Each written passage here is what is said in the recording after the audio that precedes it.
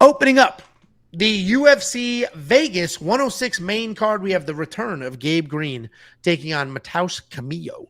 Gabe Green 11-5 in his career, 2-3 in his last 5. He's on a 2-fight skid coming back after a very long layoff. Taking on Matheus Camilo, 9-2 in his career, 5-0 in his last 5, making his UFC debut. Matheus Camilo is one of those rare prospects where he's coming into the UFC, but not through the Ultimate Fighter and not through the Contender Series. He's an aggressive guy. He can strike. He can grapple. Ton of power. Ton of cardio. He's got a good chin, a whole bag full of submissions.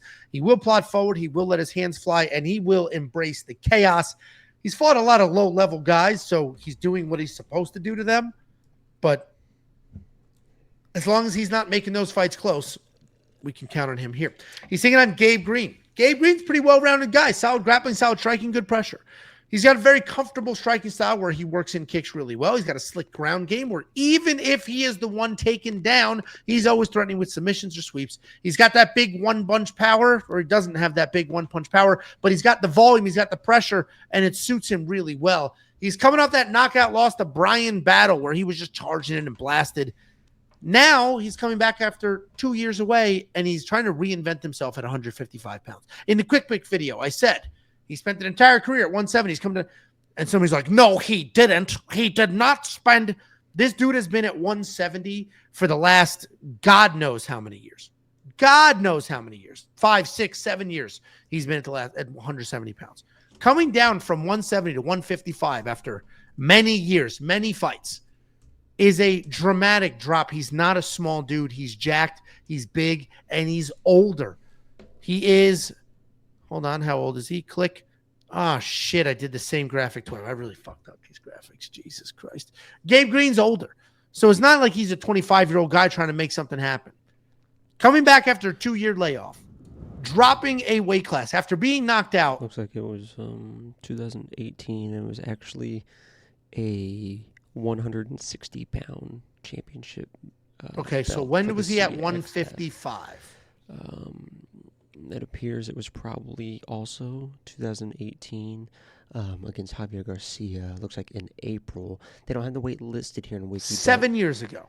No weight listed. Okay. Right, but I believe this is a lightweight because in between a few of these fights, there are catch weights listed at 165 pounds. So even in his lightweight fights, it appears a few of these were moved to a catch weight. Yeah, so when I made the comment that coming down is concerning and he's not a 155-pounder and some weirdo dork insisted, I'm like, well, actually, there's your shit. 7 years, and we can't even confirm if it was at 155. Gabe Green is a little too old to be making those dramatic movements. He was just knocked out, 2-year layoff. Matheus Camilo is dangerous literally everywhere. I'm going to go with him. I like that he's not undefeated. He's tasted a couple of losses. He's made improvements. He worked his way up. Jack Del Maddalena just won the belt, lost his 2 first pro fights ever, and then went on that win streak. Matheus Camilo, sort of a similar situation. He's hitting his stride now. I'll take it. Matheus is the pick, and I think he's pretty affordable at these odds. What do you think, Jacob? I think Gabe Green's responsible for one of my favorite bets I've ever hit, and I don't know why it was one of my favorite bets, but I can picture myself at Love Field in Dallas, waiting for my gate. We're getting ready to board. I'm watching the fights on my phone. I can't remember where I was going, honestly, but I remember sitting there watching the fight on my phone, him versus Brian Battle, and I had Gabe Green, like a pretty high, like maybe a 1.5 unit bet on him, like most significant strikes, because I'm like, Brian Battle backs up. This guy's going to get in his face and, at least get more strikes. I think it was even like minus 180, minus 200, something like that. So it's a pretty heavy bet. So I'm watching the fight, getting ready to board the plane.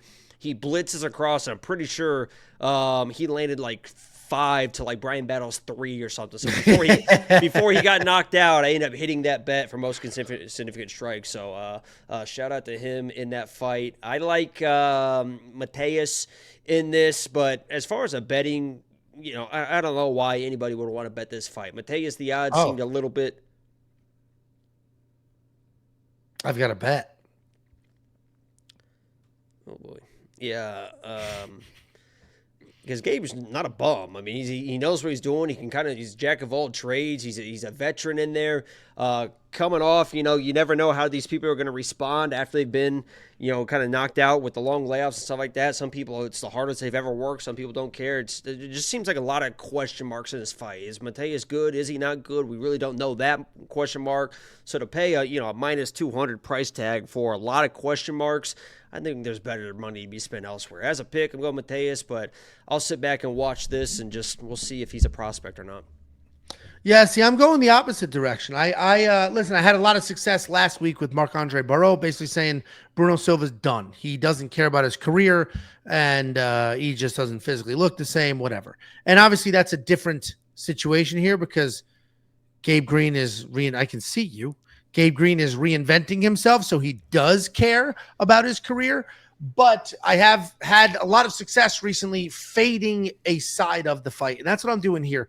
No disrespect to Gabe Green. Gabe Green is a very good fighter, but no disrespect to Gabe Green. You're saying I'm betting against him because I think he's a bum, not that I think Matheus is good, is literally what you're saying. I was just explaining why, and bum wasn't coming out of my mouth. I think 2 years away, I think dropping a full weight class after 2 years away is just going to be too much. For most people, 15 pounds isn't a lot. I know it's tough for you. You look at 15 pounds and you're like, there's no way You've got this backwards. Pounds. Do you not know how fat people lose weight? I could lose 15 pounds by just looking at a salad. I would love to see it. If you weigh yourself right now and be 15 pounds lighter by next week, I'll give you $500. Weigh yourself right now. I will play that fucking game. Weigh yourself right now. Go get the scale. Well, I have to travel next week, so we'll do after that. No. You said 15 pounds. I can do it by looking at a glass of water. 15 pounds in a week. But in 7 days from now, I won't be like. That's wild how things can change so quickly. I thought it was very easy. And now all of a sudden it's like, I could lose 15 pounds by next week if I wanted to. Yeah, you just literally cut the weight. You don't even have to lose 15 real pounds. You just cut the weight. Man, I should water load too. Really skew these scales. Go get the scale right now for $500, 15 pounds in a week. Go. Let me see if Tiffany will bring it in. Hold on. Just go get it. I can entertain him. Okay, entertain him. Go ahead. Stupid fucking. But seriously, guys, I'm doing this because, I worry about the guy, man. I mean, I was over at his house this weekend, and guys, it's getting bad, man. It's getting bad, and I just want to see him healthy. I just want to see him healthy. I just want to see him, I'm around his daughters, and I can't imagine being at his daughter's graduation and being like, your daddy would be so proud right now, but he ain't here because he loves cheesecake, and I just hate seeing that. So if I got to pay money to make sure that his daughters have a daddy, then damn it, I'm going to give him $500 a week until he gets into shape, ladies and gentlemen. Let's see what it is. He muted himself. I don't know if he realizes that or not. I do. Hold on. Okay. That should be good.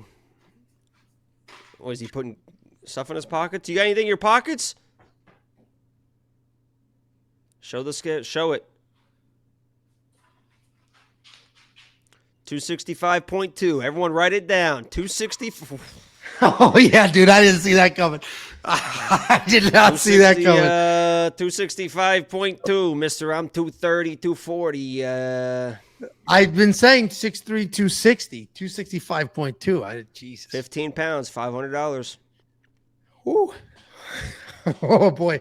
Dude, I've been saying, oh, my God. All right. I mean, these are heavy shorts. These are it's just shorts. it's not like if you don't get it, you owe me anything. It's just no, I appreciate the challenge. It's going to be hard. Just want to see. I just want to drink alcohol. As soon as we did this challenge, I'm like, damn, I need alcohol. I need alcohol. As soon as we did this, I'm like, I want to drink and eat. But all right, fuck it. Let's do it. For the health. Can I drink this though?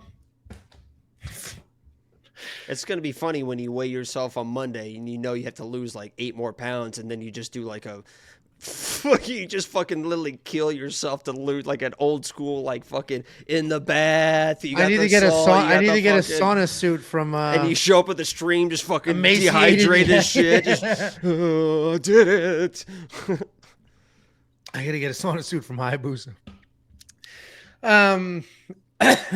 Yeah, this is a bad week to do it too, because Wednesday morning. It's pretty easy to lose weight. You literally, it takes less effort to not eat than to eat. It's literally easier to lose weight than gain weight. Yeah, technically speaking. Literally just do less than you already do, and you're going to lose weight. I do a lot of walking. All right, let's see what happens. I'm not going to do anything dramatic. I'm not going to do Every other meal, make the meal, and then just throw it in the trash. That'll cut. Look at it. Yeah, that'll just know there's just a repetition because that'll cut your meals from 8 to 4, and we'll see what happens with that. All right, we'll get this going. Who did you pick? Matheus. Oh, all right. We're on the same side. I'm just a little farther than you. If you're rooting for your boy, appreciate it and become a premium member. We want picks.com. We do have a couple of super chats. GCN MMA picks sent $1 and he said, "Don't let the haters get to you, Salamander." I have zero I haters don't right think they now. do. Yeah, I don't. I have zero haters right now. It is Honestly, funny. the biggest hater probably is Josh Thompson right now. He was the first person. You're the hater. I don't interact with that guy at all. He's the first person that was like, oh, yeah, but Islam's going to beat him. It's like, I don't give a fuck. I'm celebrating the win that I called over Bilal. You're already starting to turn, oh, yeah, but he's going to lose Islam. First of all, he's not going to fucking lose Islam, but he was the first person to, kind of hate on the situation. Everyone else is like, hey, nice call, great call. He's like, oh, Islam's going to beat him anyway. Keep the belt warm. We were talking about matchups to make that. He tweeted that to me. Oh, I didn't see that. Yeah. Oh, he's getting after it. Okay. Yeah. I don't know who this guy is. I never watched this guy fight in my life. Yeah, because you didn't start watching MMA till after he retired. There you go. It's, what, you think I was just lying about that? No. I was just doing the math in my head. I don't think he was retired, but it was definitely after. You don't think he's retarded?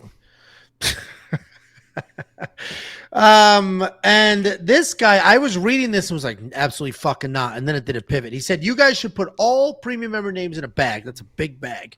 Pick one or two and then get them plane tickets. Get them plane tickets to come down. I don't think you know how expensive flights are for a pay-per-view and some food. And I saw that. I was like, no, I have fucking young children. And then he said, somewhere not at your house. I was like, oh, okay, that's reasonable. Listen, I may or may not go to UFC 317. I was very excited to go. Sorry, Westbrook just fucking dribbled it straight off his foot. Oh, I was very Ange is fat, but he's UFC level of that. That's okay. I'll take that. I was very excited to go to UFC 317. We have flights booked, hotels, but didn't buy the actual tickets. I was traveling all last week, and that's when Jacob texted me, "Hey, they just released the VIP tickets." And then when I finally was settled in, God forbid Angelo sit with the regular people.